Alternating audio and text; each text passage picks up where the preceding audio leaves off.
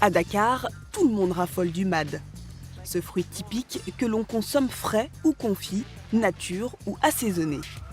Il s'achète sur le bord de la route, mais aujourd'hui, c'est un livreur qui vient réceptionner une commande pour une cliente. Je viens ici pour acheter des pots de mad 2 à 3 fois dans la semaine. C'est pour un de mes clients qui se trouve à Cité Carac. Pas de temps à perdre, le livreur reprend la route, car à l'autre bout de la ville, Kitty Seymour attend avec impatience son fruit préféré. Bonjour.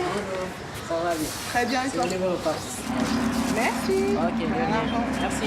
Bonne journée. Merci à vous. En tout, la jeune femme aura été livrée en moins de 30 minutes. Tout ça grâce à une application sur son téléphone. Depuis qu'elle l'utilise, elle a arrêté de faire ses courses. Un service simple et rapide qui lui a changé la vie. Je fais ça quasiment tous les jours, en fait, et oui, ça a changé ma vie, puisque du coup, maintenant, je n'ai plus à m'occuper d'aller faire des courses ou d'aller faire la queue, etc. Je rentre chez moi après le travail, je commande, et en 30 minutes, grand maximum, je suis livrée. Le service qu'elle utilise s'appelle PAPS, une application qui propose de simplifier la vie des Sénégalais. Le principe, PAPS s'occupe de tout. Apportez du linge au pressing, vous livrez de la nourriture ou des médicaments.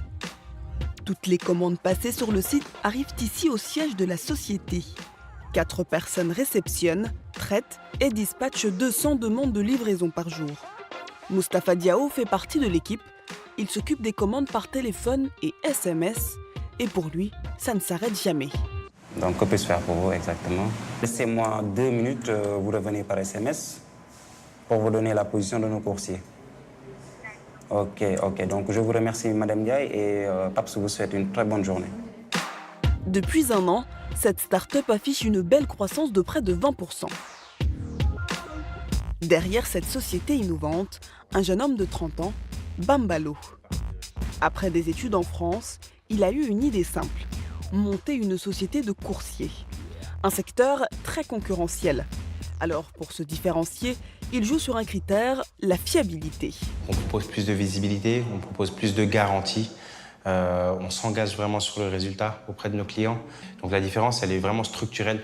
En termes de société, on n'est pas organisé comme nos concurrents aujourd'hui, par exemple. Le secret de ce service de livraison, c'est un système de géolocalisation. Grâce à des GPS, Bambalo peut suivre chaque coursier en temps réel. Ici, en fait, on a la carte de Dakar, donc avec les points où se trouvent aujourd'hui différents coursiers. Là, en vert, ce sont des coursiers. Je vais cliquer sur ce coursier, par exemple. Voilà, je sais que c'est Ndiaga. Ici, j'ai le détail et ici, j'ai les coordonnées en termes de latitude. Pour se rémunérer, Bambalo facture la course au client. Comptez entre 1000 et 3000 francs CFA dans la capitale. Et pour aller encore plus loin, l'entrepreneur propose aussi des gammes de services grâce à des partenaires. Depuis le début, PAPS App a choisi de s'associer à des commerçants afin de proposer des services clés en main. C'est le cas avec ce pressing. Aziza Beng Diop est la gérante de la boutique. Elle a obtenu l'exclusivité des contrats de blanchisserie de la plateforme. Là où ils le gèrent.